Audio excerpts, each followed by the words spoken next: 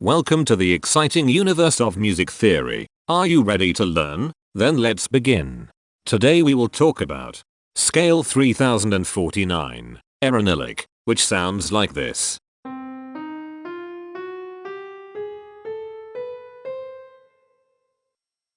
This scale has 8 tones, which means it is called an octatonic scale. This is a bracelet notation diagram of scale 3049. The shaded circles represent tones that appear in the scale, and they are read clockwise, starting at the top.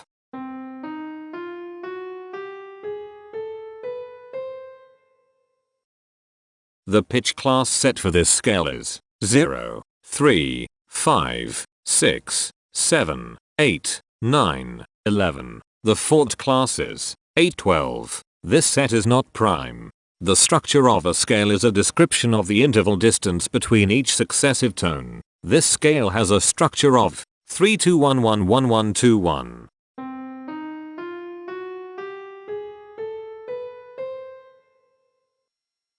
The binary representation of this scale is determined by mapping tones of the scale to binary digits. Each binary digit represents a power of 2.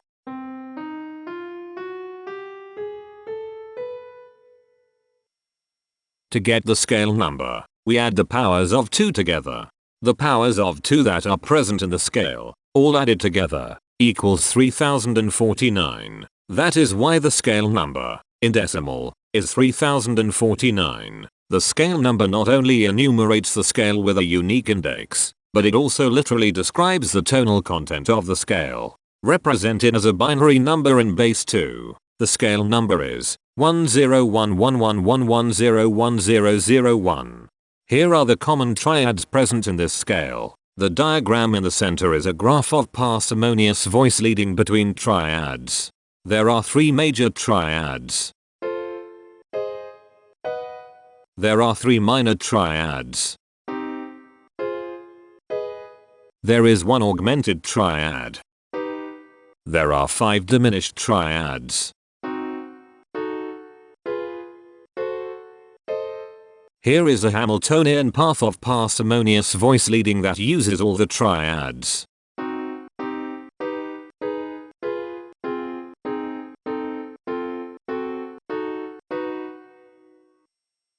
This scale has 8 modes.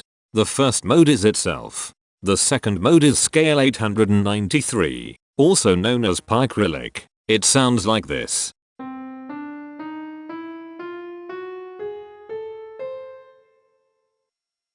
The third mode is scale 1247, also known as Majorlic. It sounds like this.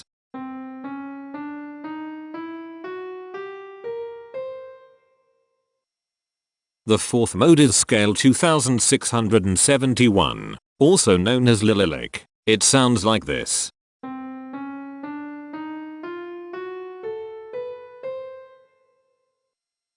The fifth mode is scale 3383, also known as Daptylic. It sounds like this.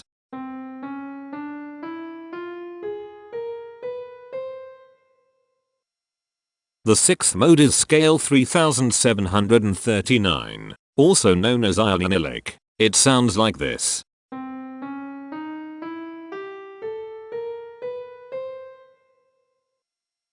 The seventh mode is scale 3917, also known as Epiphilic. It sounds like this.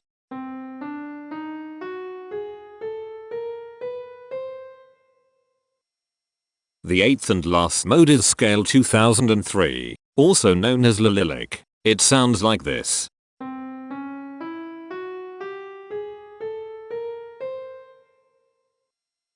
Imperfections are tones that have no tone a perfect fifth interval above them. This scale has 4 imperfections. They are at positions here, here, here, and here. Hemitones are instances where 2 tones in the scale are a semitone apart.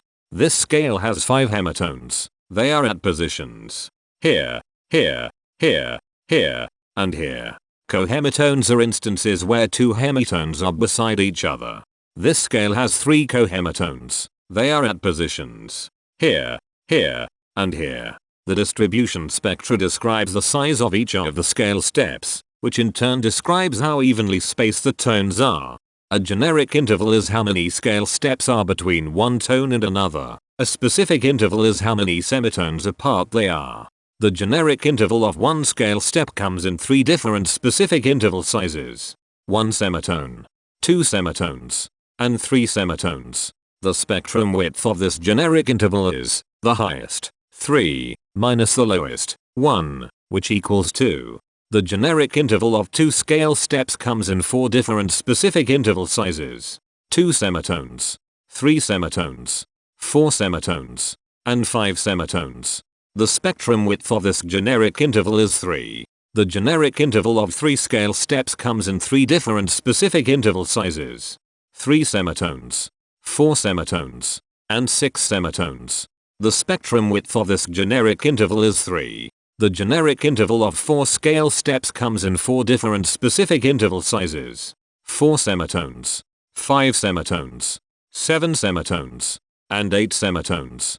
The spectrum width of this generic interval is 4. The generic interval of 5 scale steps comes in 3 different specific interval sizes: 6 semitones, 8 semitones, and 9 semitones. The spectrum width of this generic interval is 3. The generic interval of 6 scale steps comes in 4 different specific interval sizes: 7 semitones, 8 semitones, 9 semitones, and 10 semitones. The spectrum width of this generic interval is 3. And finally, the generic interval of 7 scale steps comes in 3 different specific interval sizes: 9 semitones, 10 semitones, and 11 semitones. The spectrum width of this generic interval is 2. The spectrum variation is the sum of all the widths, divided by the number of tones. The spectrum variation of this scale is 2.5. Since the variation is greater than 0, this indicates that the scale is not perfectly even. The highest spectrum width is 4. Since this is greater than 1, we know that this scale is not maximally even. If every spectrum has exactly 2 specific intervals, we call that the Myhill property. This scale does not have the Myhill property. Since the generic interval ranges overlap, this scale is an improper scale. The interval vector of a scale is a description of what intervals exist between its tones. There are 5 intervals with the size of 1 semitone. They are here, here, here, here, and here. There are 5 intervals with the size of 2 semitones. They are here, here, here, here, and here. There are 6 intervals with the size of 3 semitones. They are here, here, here, here, here, and here. There are 5 intervals with the size of 4 semitones. They are here, here, here, here, and here. There are 4 intervals with the size of 5 semitones. They are here, here, here, and here. There are 3 intervals with the size of 6 semitones. They are here, here, and here. Each interval does not appear in this scale a unique number of times, so this is not a deep scale. Heteromorphisms are comparisons between every interval in a set. They can be classified as contradictions, ambiguities, and differences. A contradiction exists when a small generic interval has a bigger specific size than a larger generic interval. For example, if a generic third interval has a larger size in semitones than a generic fourth interval, that is a contradiction. The number of contradictions in this scale is 46. An ambiguity exists when 2 intervals have the same specific size, but they have different generic intervals. For example, if a generic fourth and a generic third interval are the same size in semitones, that is an ambiguity. The number of ambiguities in this scale is 63. A difference exists when 2 intervals have the same generic size, but different specific sizes. For example, a major third and a minor third both have the same generic size, but they have different sizes when measured in semitones. The number of differences in this scale is 142. The coherence quotient measures the proportion of ambiguities and contradictions among a set's intervals. A scale with a higher coherence quotient is a good candidate for musical usefulness. The coherence quotient is 0.59.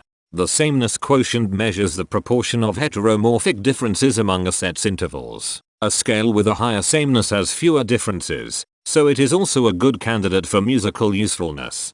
The sameness quotient is 0.276. This scale has no reflective symmetry. This scale has a different pattern of intervals ascending and descending, so it is not palindromic. This scale has no ridge tones. The balance of a scale depends whether the tones are spaced equally enough for the center of gravity to be in the center of the scale.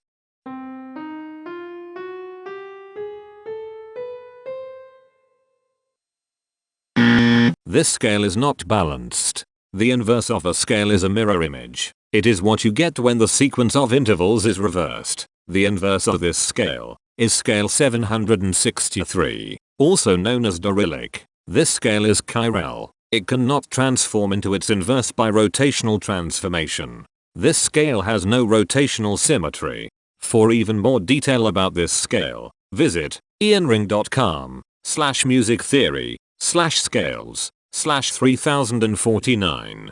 If you found this video informative, please consider supporting this channel by becoming a patron. Of course, not everyone has the means to support a project like this one financially, and that's okay. But if you are able to spare just $1 a month, your help is deeply appreciated. It will not only allow others to continue enjoying this series for free, but will also go toward improving the quality and quantity of music theory resources we can provide. Go to patreon.com/musictheory and join others like yourselves who totally geek out on all this nerdy stuff. Thank you to these Patreon patrons.